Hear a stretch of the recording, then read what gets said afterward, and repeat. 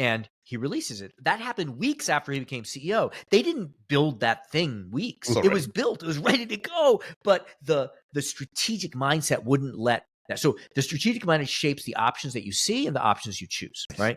So I think Microsoft is a good example of working on the strategic mindset.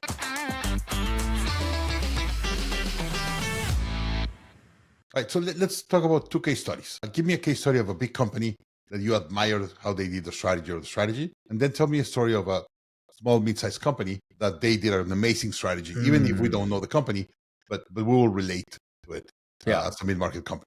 Yep. So one company that is very admired today and has produced incredible results over the last 5 years. And they're in an article that I wrote. I took these like 15 pairs of companies and looked at outperformers and underperformers. And maybe a month and a half before we are recording this, I published it, is Microsoft.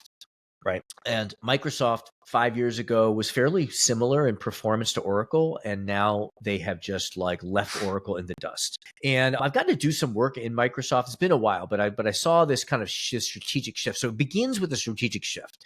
In Microsoft, it was shift from having a device-centric culture to having a service-centric culture. And when you're device-centric culture, what you're trying to do is you're trying to design your software to support PCs and Windows-based devices, right? And when you're a service, when you say our value, that could be where our profit pools or where we distinguish ourselves or where our future is, whatever. Our value is under the services.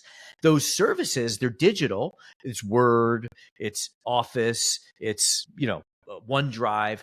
We can now distribute those through different devices, right? And so a good strategy, a new strategy usually begins first with this deep metaphorical psychological shift. When you make that shift, then you start making decisions differently. Should we make Office available for the iPhone? If you're a device-centric culture, no, we're not going to. And actually, Steve Ballmer was not going to let that be released because it had features that were available for the iPhone-based Office product that were not available for the Windows Phone-based Office product.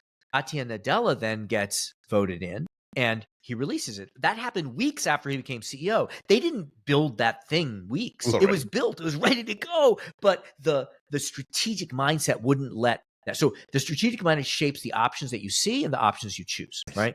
So I think Microsoft is a good example of working on the strategic mindset and then letting people naturally pursue. They didn't care what device you were at, but they were still going to service you. Yes.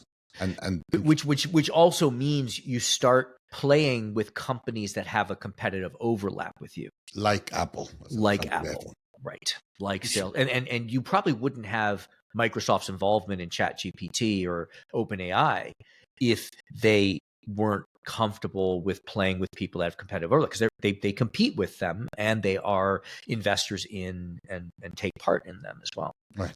Now let's go to a case study of a smaller company. Probably we don't know the name, but you really admire what they did. Yeah, I think one of my favorites is one of our coaches, because we have coaches that are trained in the idea outthinker process. And we did facilitation as part of our training. And they came in, husband and wife team. They had a company that made windows, like windows for your house, right? And they were 100, let's just call revenue of 100. And their issue was they sold windows through window retailers who would sell to contractors. So you've got to build a house. I need windows. Your contractor says what kind of windows you want. That contractor goes to a retailer. The retailer then says, we got this one, this one, this one, this one.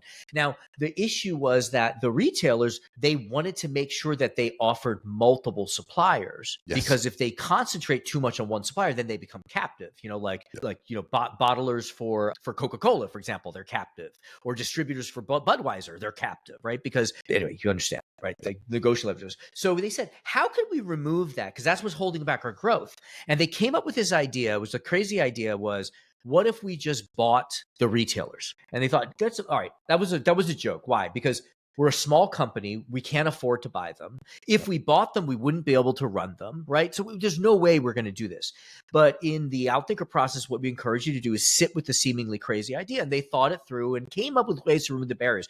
So one thing they did is they came with this idea of buy and operate, right? We're going to buy your company from you. You can cash out and you're going to stay and operate the company. So now you become an employee, but you've gotten your cash out. So now they've solved the management bandwidth problem. And then they found a banker and came up with a creative way of financing these acquisitions. So the acquisition was backed not by their company, but by a target company. And after they did 2 or 3 of those deals and the bankers started seeing the returns, they opened the floodgates. And in 5 years, they 10x'd their revenue. Yeah. Now they went bought the retailers. Yes, exactly. Yep.